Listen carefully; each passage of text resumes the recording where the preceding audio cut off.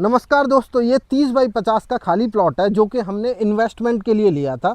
ज़्यादातर लोग अपने इन्वेस्टमेंट वाले प्लॉट को खाली छोड़ देते हैं और उसके रेट बढ़ने का इंतज़ार करते हैं। 5 साल, 10 साल, 15 साल में उसकी रेट बढ़ जाए, फिर उसके बाद उसको बेच देंगे। लेकिन हमने सोचा क्या इस खाली प्लॉट में जब तक कि इसकी रेट बढ़े कुछ और भी किया जा सकता है, जिससे हमारी थोड़ी बहुत इनकम भी हो जाए और साथ में कुछ और कर पाएँ, जैसे कि गार्डनिंग।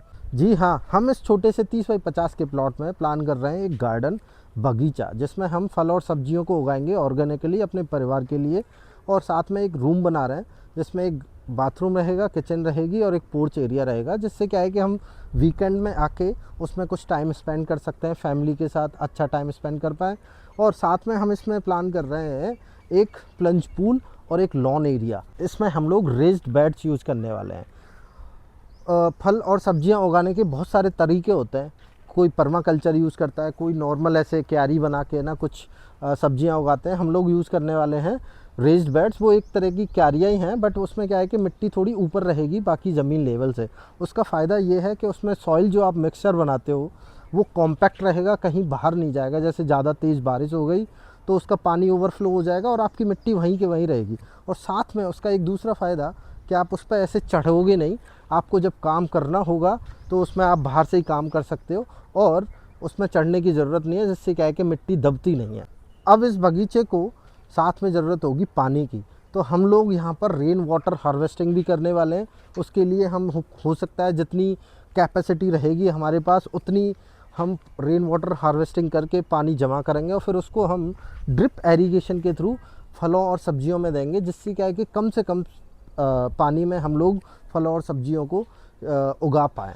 तो दोस्तों, ये जो अपन कर रहे हैं ये मैं पहली बार करने वाला हूँ, तो हो सकता है कि मेरे कुछ पेड़ जो हैं सूख भी सकते हैं। हो सकता है कि कुछ पेड़ मेरे बहुत अच्छे चल भी जाएँ।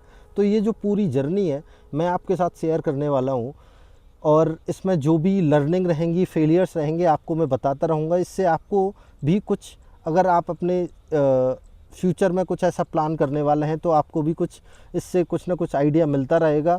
और मैं आपके साथ ये पूरी जर्नी शेयर करने वाला हूँ। और कंस्ट्रक्शन में स्टेटस ये है कि ये आप देखोगे तो रूम और बाथरूम वगैरह जो अपन डिस्कस कर रहे थे उसकी काफ़ी दीवारें हो गई हैं। ये अपना रूम है, इधर की साइड ये रहेगा पोर्च एरिया और ये रहेगा किचन और ये बाथरूम। और जो इसके साइड में जो एरिया बचा है यहाँ पर अपन वो पूल और लॉन एरिया प्लान करने वाले हैं। अब चलते हैं अपन बचे हुए बड़े एरिया की साइड, जो कि मेरा सबसे इंटरेस्टिंग पार्ट है। ये रहेगा, बचेगा सबसे बड़ा एरिया। इसमें हम करने वाले हैं गार्डनिंग, अपना एक बगीचा बनाएंगे और उस बगीचे में लगाएंगे फूल और फल और सब्जियां ऑर्गेनिकली उगाएंगे।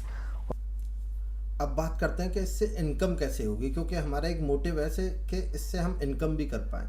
तो इसमें 3 टाइप की इनकम आप देख सकते हैं। पहली इनकम कि आप अपनी सब्जियां और फल उगाने वाले हैं, तो पहली बात तो वो ऑर्गेनिकली उगने वाली हैं, तो आपका पैसा कुछ वहाँ पे बचेगा, क्योंकि आप ज़्यादातर सब्जियां तो एटलीस्ट कर ही सकते हैं अपने परिवार के लिए। अगर आपका 3 4 5 लोगों का, इवन 6 लोगों का भी परिवार है, तो इतने एरिया में आप सब्जियां तो उगा ही सकते हैं। जो सीजनल जो सब्जियां होती हैं वो आप आराम से इतने में उगा सकते हो।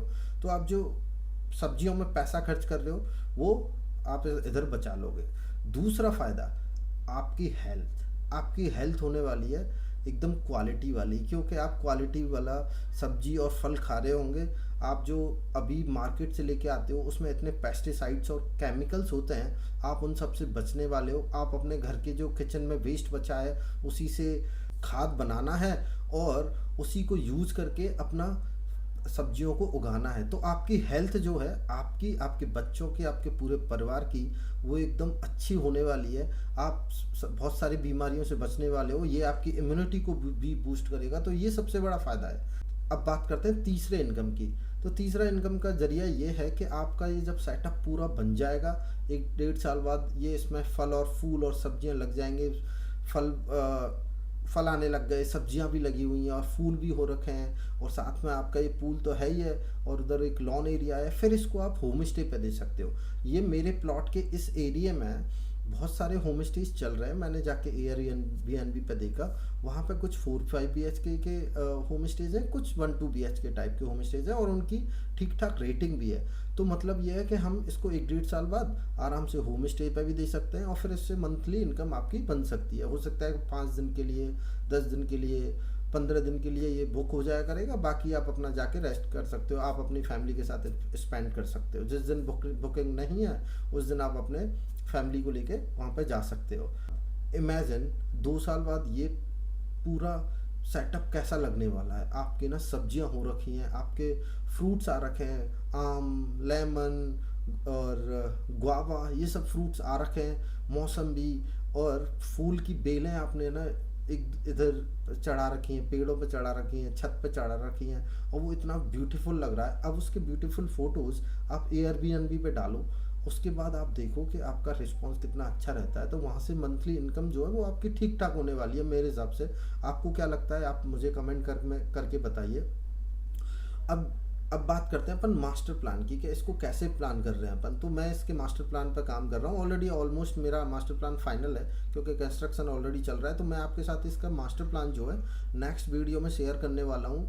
हमने कोशिश की है कि मिनिमम एरिया में हम लोग ये स्टूडियो प्लान करें, और जो मैक्सिमम एरिया बचेगा उसमें हम लोग अपना बगीचा बनाएंगे। So see you in the next video, और थैंक यू एवरीवन।